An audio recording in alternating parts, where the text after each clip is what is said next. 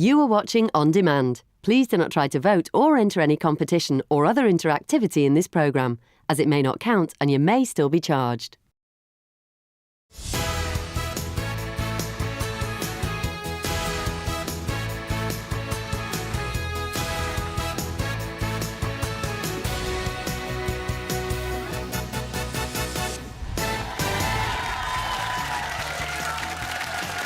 Today on your Loose Women Live, it's Ruth Langsford, Colleen Nolan, Janet Street Porter and Kelly Hose.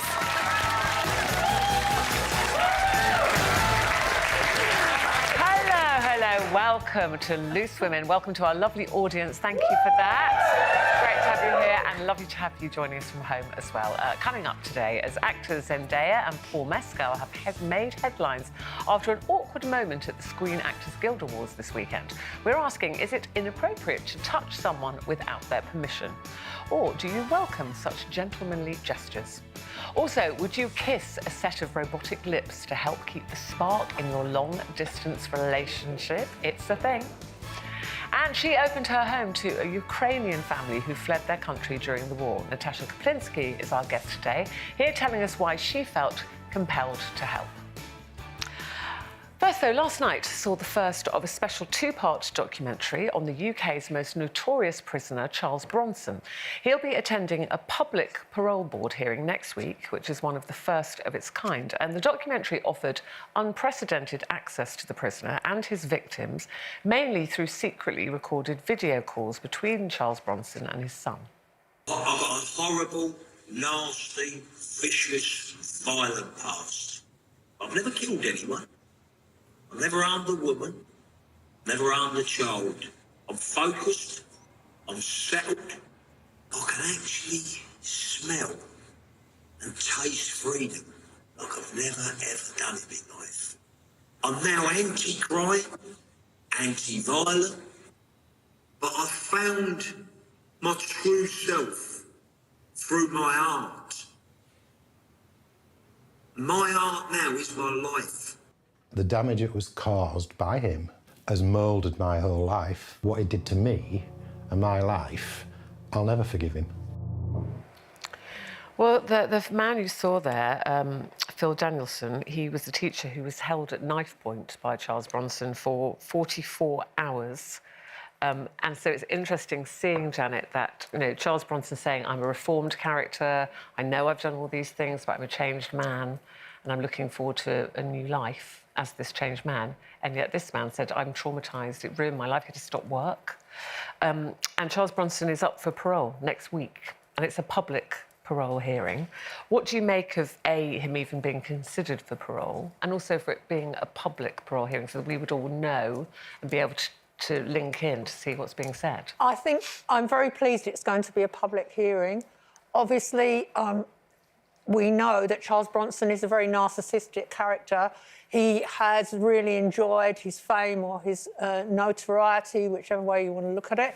I think that whether he should be denied parole or given parole will be a very, very tricky question. But looking at those clips, the one word that he never said was sorry, and he does not use the R word. He doesn't express any remorse. Now, looking back at the time that Charles Bronson has spent in jail, the one thing that's clear is that it's a very structured environment. He knows what he's going to be doing every hour of the day, who's looking at him. He's in a space that he knows. He knows the parameters of what he can do and what he can get away with. And obviously, as he said in the documentary, he enjoyed a lot of what he did in jail, a lot of the riots and stuff like that. What I would say is, coming out of jail, if he gets given parole, he'll be in the real world where random things happen. Even a simple thing like getting on a bus, getting on public transport, getting on a train, you can be pushed around inadvertently by other people. How do we know that he's got all that under control? Because in jail, people are there to make sure that it doesn't happen again. But you'd like to think, I mean, we don't know, that's the thing.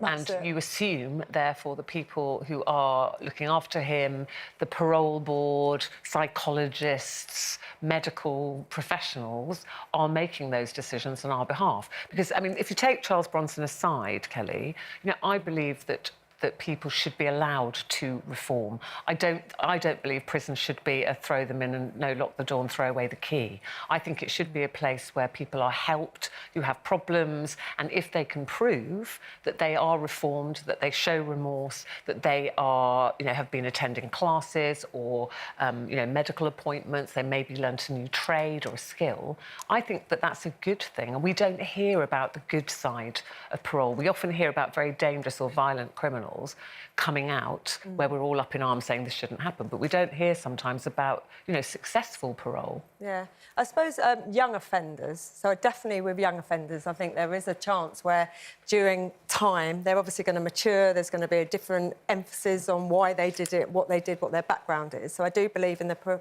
parole system when it comes to that. I also believe in sort of individual cases, which of course they are, but, you know, it's interesting that I didn't realise that Charles Bronson wasn't in for anything to do with rape or, you know, kind of sexual offences, because I do believe rape, paedophilia and murder should be life, without a doubt. But then I changed my mind because there have been cases in the past where people have been jailed for many, many years, and because of DNA and changes in scientific things, they're proven to be found innocent.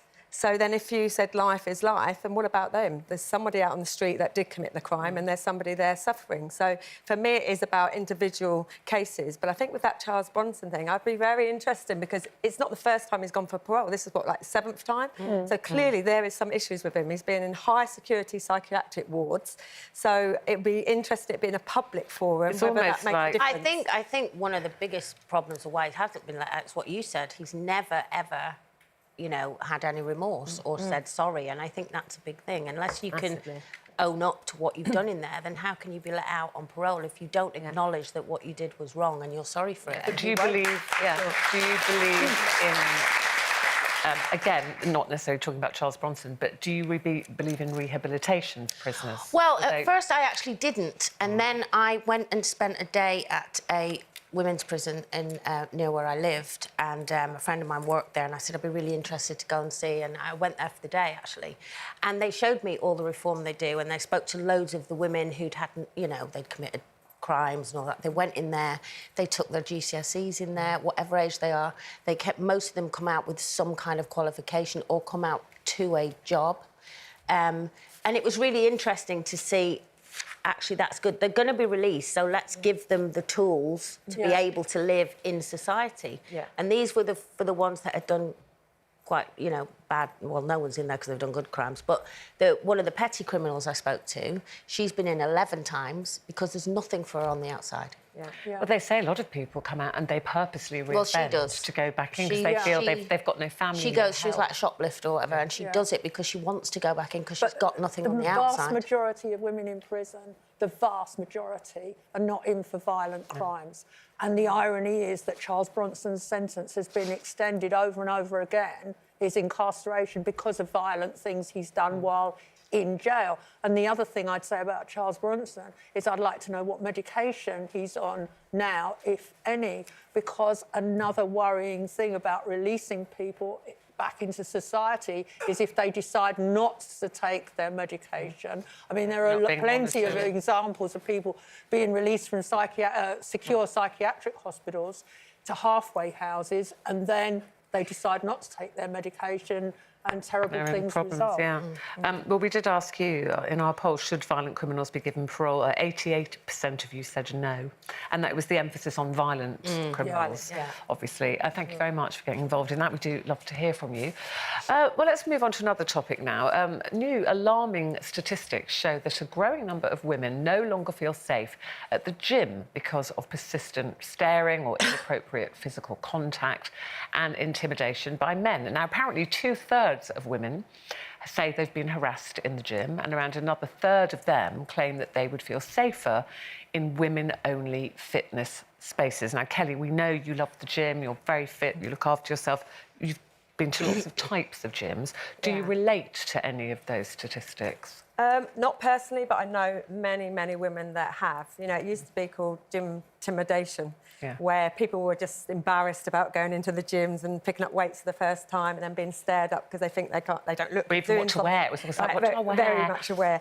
But yeah, I mean, there's actually many things. Social media is great now, isn't it, really, of identifying issues. And there's this TikTok hashtag called Gym Weirdos. And there's an example of somebody on TikTok, a young person that went into a gym. And the gym was big enough, a lot of space to do their own thing. And she was doing deadlifts, which is the one where you... I'll just show you. Stick your bottom out. Yeah. Yes. Could look good, but this person then came up right behind her as she is doing the deadlifts. Intimidation, just staring at her. Unsafe, staring at her, and she left her session. Now, that is not right. Firstly, I'm not being funny, but people go to gym for many reasons. You go for a social aspect, you go for your mental health, you go for body awareness, you go just to communicate, go with your mates. You do not go to the gym to be lectured over in a bad way. Now, of course, I love seeing male physiques in gyms. I think, like, loads of men are well sexy, to be honest. But, believe it or not. I'm not going to stay there groping or going too close to their personal space, you know. I might do weight training sessions. Well, it's a level, isn't it? Because people say, like, oh, is men perving over women? But I go, we must be careful we don't paint all men with the same brush, that every man in a gym is a perv. Because you could be just on a treadmill glancing around the gym and your eyes, you know, and I would look at men and women. You know, you look at men and go, he's fit, or you look at women and say, gosh, I'd love a physique like her. What amazing legs. I think it's to do with coming within your space. It's the space. And I think that when you go to most big, well-funded gyms, they've got people walking around, they've got security, they've got CCTV. But we've been talking about hotel gyms, for example, which can be, you might need a key to go into. Yeah, I went in one this morning. I go to a hotel gym, it's just a room. There's no CCTV. I was on my own doing a session. There's a guy on a treadmill.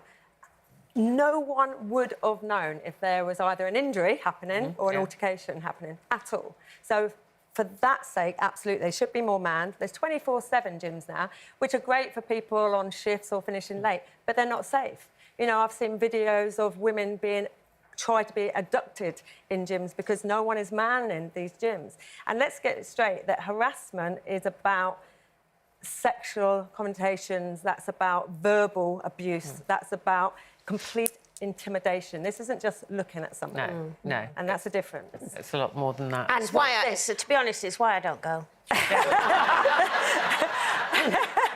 It's not worth it. The sexual harassment you get, I took the vending machine out. It's the only one I was interested in.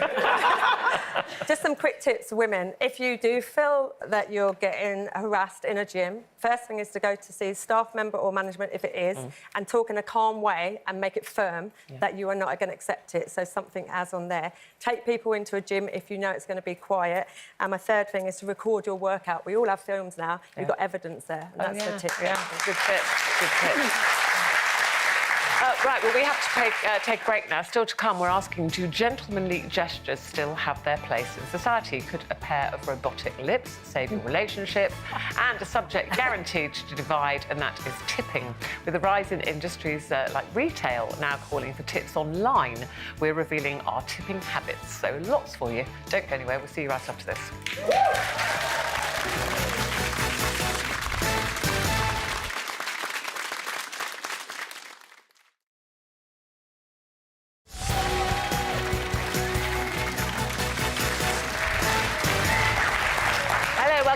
Nice to see you again, and still to come, Natasha Kaplinski is our guest today. She'll be here talking about alpacas, among other things. There you go. Yeah, you hear it all on here.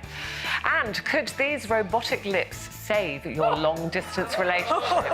I know. They just look right weird, don't they? We're going to be debating that a little bit later on. It's a thing. It's a real thing. Oh, dear. Hope you're not eating Don't at look home. like lips. They don't look like No, they don't. Right, Well, so they look like lips. we're talking about those later, but let's talk about tipping, OK? So tipping, it's a kind of subject that often divides people. Some people are good tippers, some people say, no, why should I tip?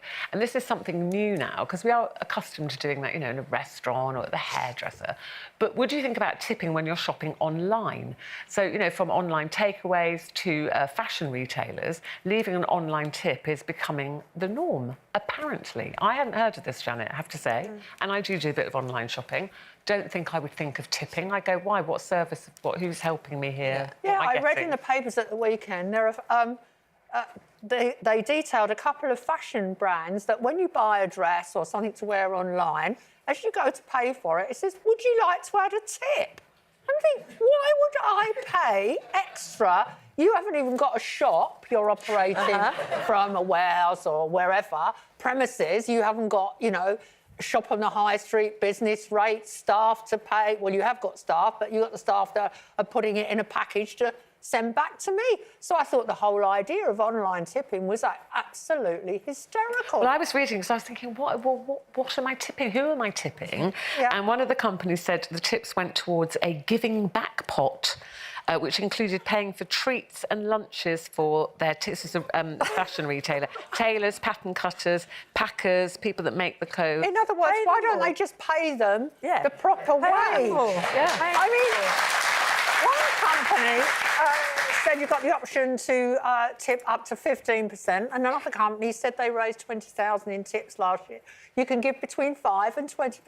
I think it's incredible, but the whole tipping thing has crept into our lives. Yeah. And so if you have food delivered and you don't give a decent tip, you think, well, next time there'll be bits down the driveway or bits on the path, or I'll be I didn't even think about spitting into the curry factory. But also there are certain taxi companies now that rate you. Yes. You know, where we used to rate a service, now they rate you as a customer, and your rating goes down. Also, when you get out of the car, then you get an email later saying your tip, so you're nudged. Yeah. And then when you buy theatre tickets or stuff like that, at the bottom it's like, would you like to contribute to charity?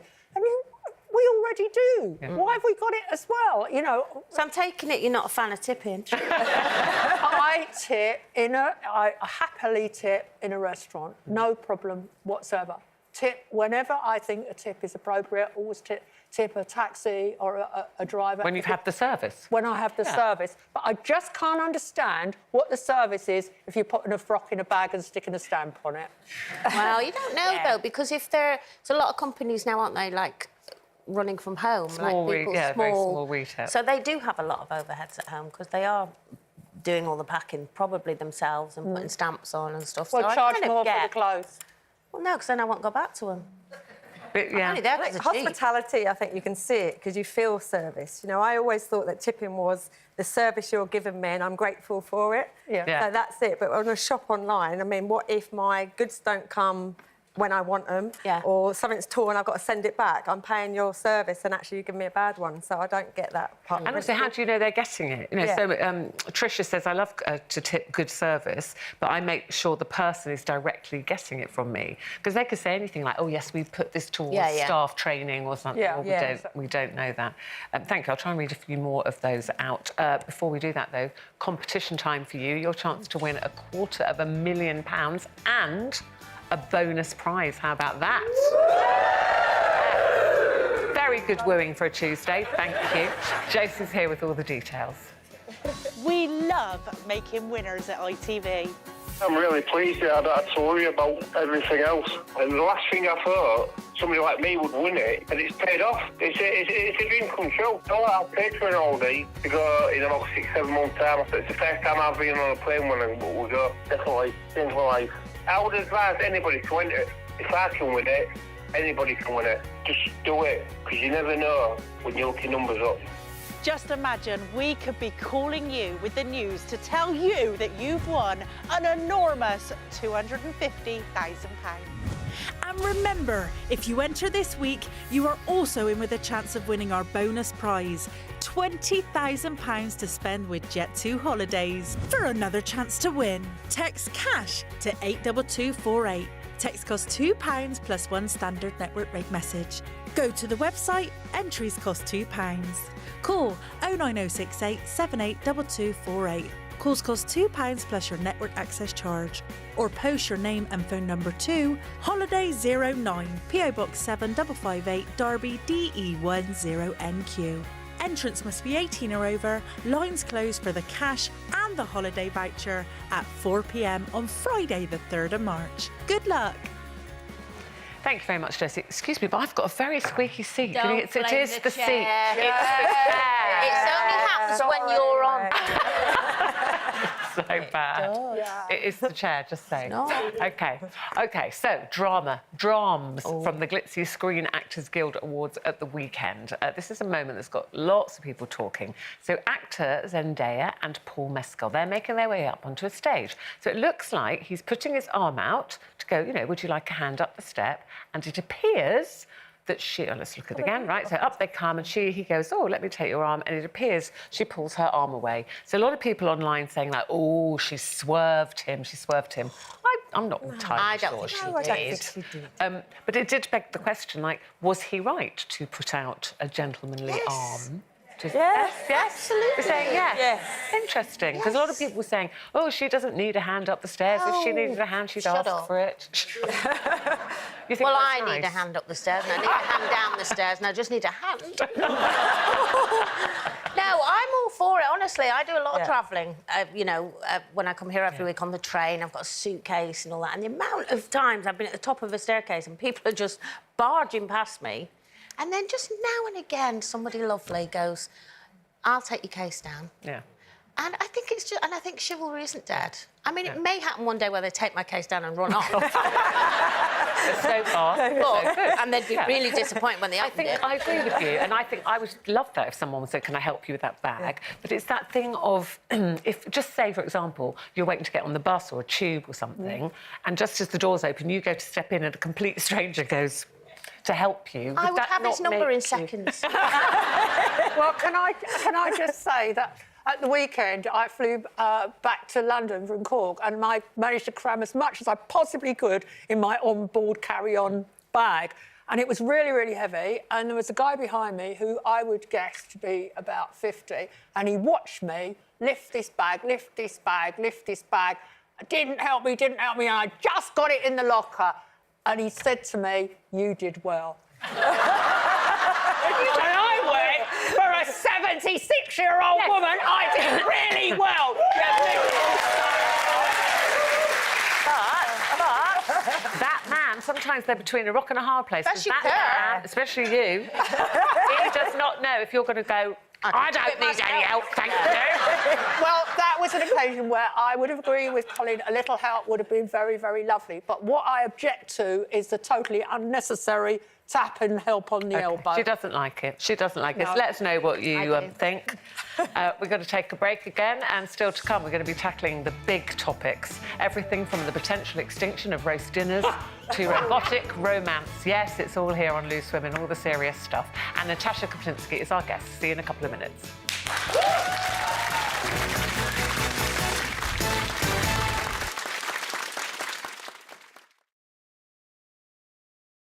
Thursday, Mom Christy McGuinness joins the Loose Women for an exclusive interview. With 3 autistic children and recently diagnosed herself, she'll open up about the challenges she faces and how her experiences have inspired her to help more amazing young people. Christy McGuinness, Thursday at 12:30.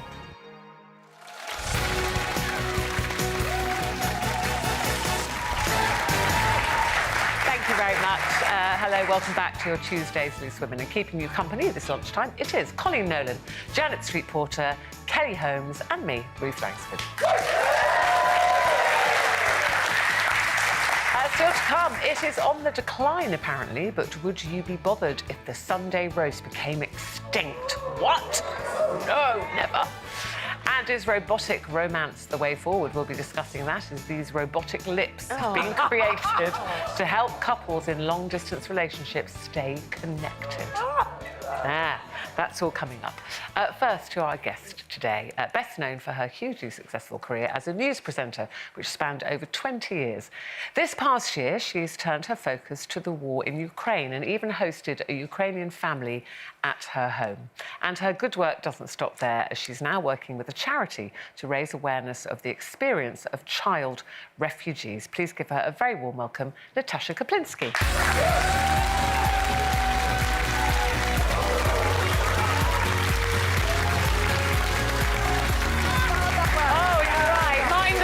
I didn't fall.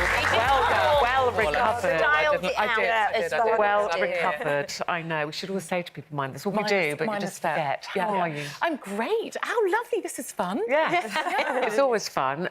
Really interesting, because I was talking to you when we were in makeup, that the family that you took in have literally just left, Literally this weekend they've packed up. After 10 months they've been with us. Oh, wow. And so they've moved around the corner, so they're all part of the local community. The children are still going to be going to the same school as our children. And I think they've moved on very happily. 10 months is a long time. It's a long time. I mean, this was the Homes for Ukraine scheme, which we all heard about at the time, and just seeing there's so many thousands of people displaced, it was heartbreaking. But not everybody either were able to or wanted to offer their home. What made you and your family want to step forward? The minute the scheme opened, I didn't even consult my husband. I just immediately registered. And I think that was so... it was a scheme that just touched so many people in this country. I think it crashed within a few minutes of opening because there is such generosity in this country, people just wanting to help in times of crisis. So I literally didn't think about it. So I literally registered, and it took quite a while to get connected, and so I just started a little WhatsApp group and eventually found the family that did come to us. And so this was mother, father, and mother, father, and two children, and then informed my husband and our two children that they were coming. What was their reaction? Oh no, I think they were just as happy as I was to be able to open our doors to strangers. It felt really exciting being able to be that generous to complete strangers, and we really went to town. And they must have felt very nervous, did they, when they Well, I arrived? collected them from the train station with one suitcase between four of them. And it was very hard for them in the middle of the night, like so many millions of Ukrainians. They literally just got up and left. And they crossed the border into Poland and eventually managed to find some sanctuary there. And from there, they made their way over to the UK.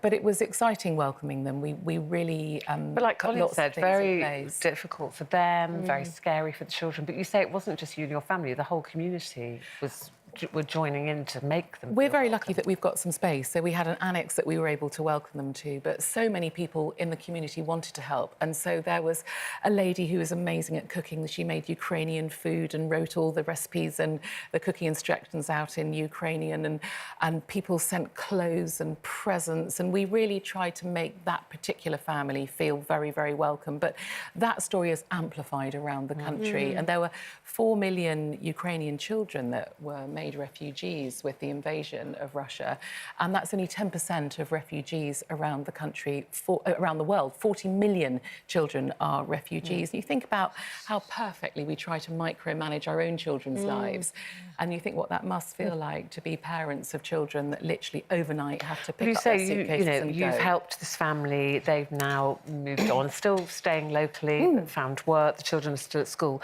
but now you've teamed up with Save the Children to highlight, the plight of refugee children worldwide. That's right. Well, I've been an ambassador for Save for a very long time, but what's lovely is that we've just released this really rather beautiful film that Aardman Productions have created, and it just shows the experience of being a refugee child. It's an orange circle that arrives into a purple world.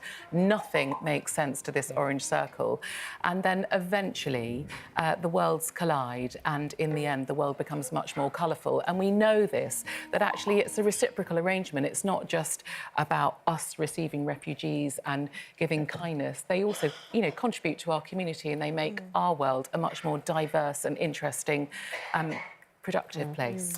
I mean, you've got such a kind heart, though, anyway. I just wondered, like, where that come from, because your father, he was a political refugee, right? That's from right. South Africa. Yeah, from both my parents are South African. My father was a political refugee, you know, standing up to the apartheid regime. Eventually, he received his passport back when Nelson Mandela was released from prison.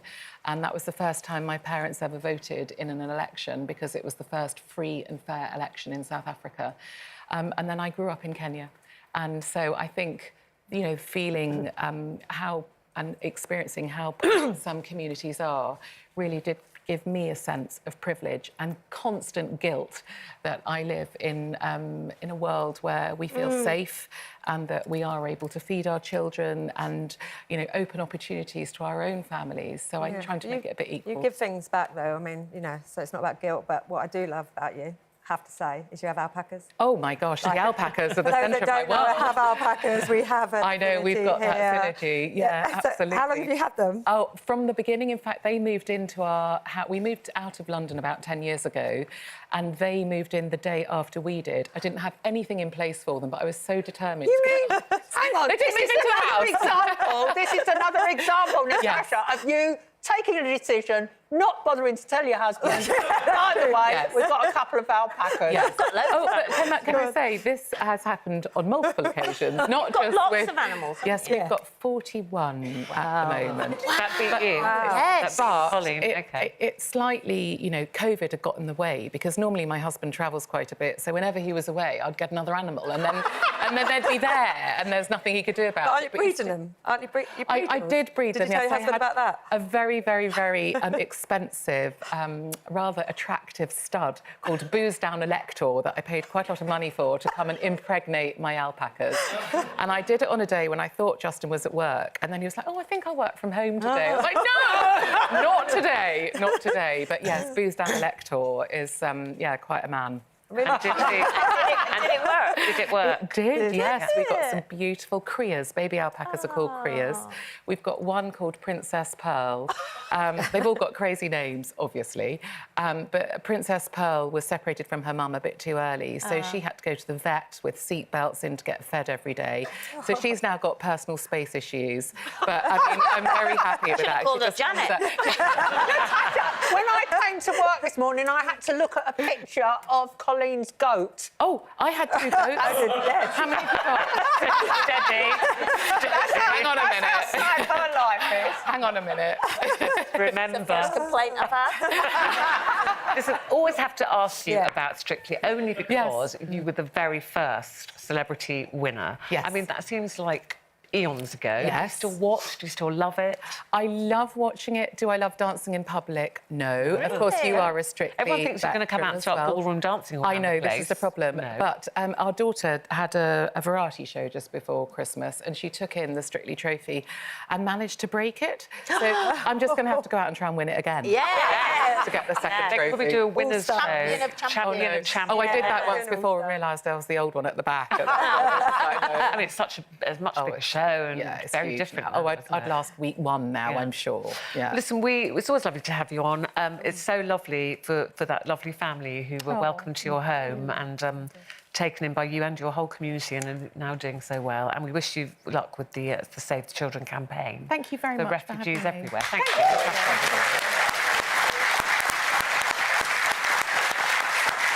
OK, please don't go anywhere. Still to come. Bristol Gravy's best by far. Bristol. Oh, yes, lovely. But could scenes like this be a thing of the past? The Sunday roast is apparently on the decline. No. Some say they're overrated. Can you believe it? And would you kiss robotic lips to keep the spark alive with your long-distance lover? We've our take on this new device that allows you to do just that. Honestly, it's a thing. It's a thing. See you after this.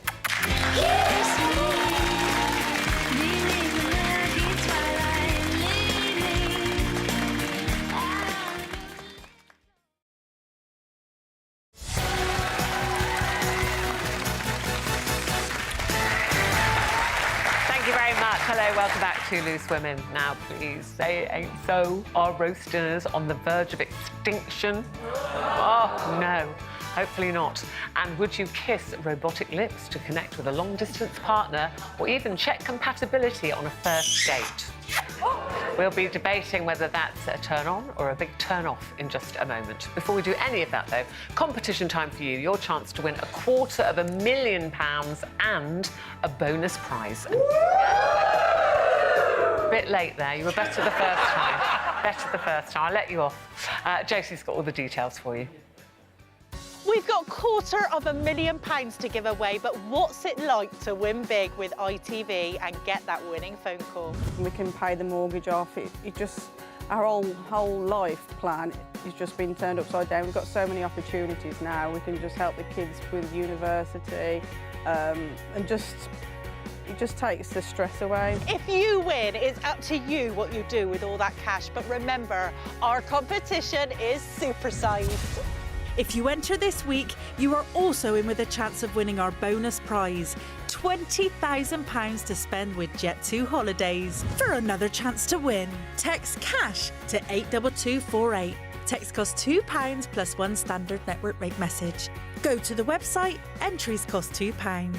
Call 09068 782248. Calls cost £2 plus your network access charge. Or post your name and phone number to Holiday 09, PO Box 7558, Derby, DE10NQ. Entrants must be 18 or over. Lines closed for the cash and the holiday voucher at 4 p.m. on Friday the 3rd of March. Good luck. Thank you very much, Josie. Now, would you kiss your partner remotely with a set of robotic lips? So if you're struggling to imagine that, take a look at this. So researchers at a Chinese university have created a device which consists of a set of rubber lips and a mobile phone app, and that it transmits the pressure of the lips from one device to the other. And to say, apparently, Roman Kemp, hello Roman if you're watching, Roman likes to often suggest topics for the show. So on his radio show or on his Twitter, when he sees something, he goes, oh, I bet the Loose Women will be talking about this. Ronan, we were ahead of you. We were ahead of you. That was on our list, because how could you resist that? So, I mean, what do you think? Why? Just the look of it? Just the look of it? It looks like a bomb. Well, it looks like something, yeah. Well, you know what I mean. Yes, it looks weird. Yes. But the idea is, so your partner, you've got the app, they've got the app. You have to buy that rubber lip thing. And then you, I think this is how it works, I'm not very technical. And then you kiss it, and then the app picks up the pressure of your lips. And then when your partner gets that kiss, and they've got the same device, they can feel the pressure of your lips. That's the idea. No. Would you bother, Kelly? Why? Why do these things come out? I mean, it looks like, I haven't got one, but it looks like a sex toy. Can you imagine what's next? Well, I mean, no. the mind no, boggles, let's really. Let's not. The mind boggles. It looks so weird. I mean, like, I just, no. I mean, Well, I'm do you know what I thought? I've had 4 husbands, 5 fiancés and 2 long-term living lovers. If I want to marry a sink plunger, I'll be investing in that. It is what it looks like. I've been looking and going, what does that remind me of? It's like getting stuck to your phone. I think you and Eamon would probably give that a go. Why? Well, but you know, he's doing his thing, you're doing your thing. I think Eamon would be in for that. I could go a little while without a kiss, without having to have that. Where do you put that? If that's just someone coming round to your house. How do you put it in your bag? So what is that? My husband starts doing it. When it starts moving, you know, does it just move on its own? Like, No, I don't know. I think it's available. It's I just don't there. know. It's new passive. technology. It's called teledildonics.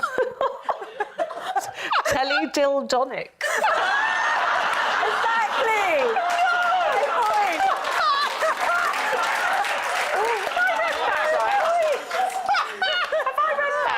Have I read that correctly? I don't know. Say it again. Teledildonics. Exactly my point. What is next? What is next? Well, what is Well, it's all out but, there. you know, if, Well, don't knock if it it till you keeps tried the it. spark alive, you know, you've got a distance with Oh, I know. You know, your relationship. If Yeah, you... but can you imagine the tongue coming out of that as well? No, That's a proper kiss. no, we don't. We don't like that.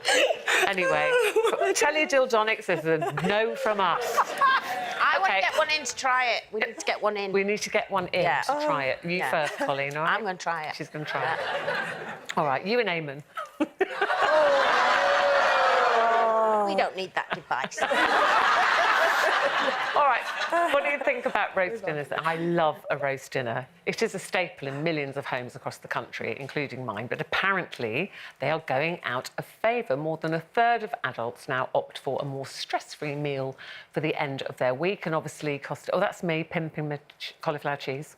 That's cheating, that one. So that's the roast potatoes in the air fryer, shop-bought cauliflower cheese, shop-bought mashed swede, and granule... Oh, I love a bit of Bisto granule gravy. There you are. So that's my roast. That's my lazy roast, but I do love a roast. It's quite a big roast, isn't it? But I love... You know, it's not just about the food for me. It's about sitting down. It's about having my mum over. She helps peel the vegetables. You know, we have the music on it. It's a kind of an event. And it's not often for a family that we get to sit down often together because we all work different hours and Jack's to and fro from university. So for me, it's just about everyone sitting around the table when you can. Well, this will shock you now, Ruth, about me, but we always, every day of the week, sit down at the table and have dinner. Every night? Yeah, we always have. I think it's because when I was growing up, I was obviously one of 8 kids, so there was 10 of us every night, my mum and dad. Dinner was at 6 and we all sat at a table. We always did, because there's too many of us in a tiny little house to take it here, there and everywhere. So it's just become a part of my life now. And it's funny because when the kids were younger and their friends had come round, even if they got a takeaway of some kind, it would always be on the table. And they were like, oh, you all sit together at the table. And it's just become a thing now. So I always do it. Yeah. I think it's we were my kids, childhood is the same. We always had dinner at 6 o'clock on the dot, always sat down. My mum had always put on a clean penny. My dad said every night she had to have a clean penny on. And it's kind of part of my life too. So every time I'm at home at between 8:15, I always have dinner sitting at the table. Even on your own? Even on my own. And when at the weekends, any excuse to ask friends over for Sunday lunch, I just think it's the best thing in the whole world is to make a meal. And it doesn't have to be great. As Yeah, you it doesn't say. have to be. And the gravy granules, I'm up there with you. No more of those bones and stock and reduction. Let's get the granules on the go. And even if you don't eat meat, you can make a meal that's loads of vegetables and people who don't eat meat can take part. I think some of it as well is kind of cost of living crisis now. People saying, oh, you know, I don't want to turn the oven on if I don't want to. But would you have sat round, you know, family roast dinners? That's the biggest memory of childhood, actually, was Sunday dinners together, to be honest. Yeah, I mean, I live on my own, so I'm trying a quick meal and sit in front of the telly on my lap. But if my friends come round or my family, I always do the table. I think it's lovely. I think it's really nice interaction. If my nieces or nephews come round, I make them sit at the table and I tell them to put their phones out because I think it's a really great way of bringing conversation, having a laugh still and just bringing that kind of, you know, nice family feel to it. So, yeah, I think it's a great thing. I just, you know, I'd rather If I'm on my own, I don't eat. I'd rather go round yours. I can't cook. There, thank goodness for Kira. I'm good at dialing. I could teach you. Oh, God. Oh, there's a series. There's a series. Write it down. What should we call it? Come up with a title. Well, we asked you... Actually, this is interesting because saying, do you have a roast dinner every Sunday? And 74% of you say no. No, they don't anymore. Sad. They don't anymore.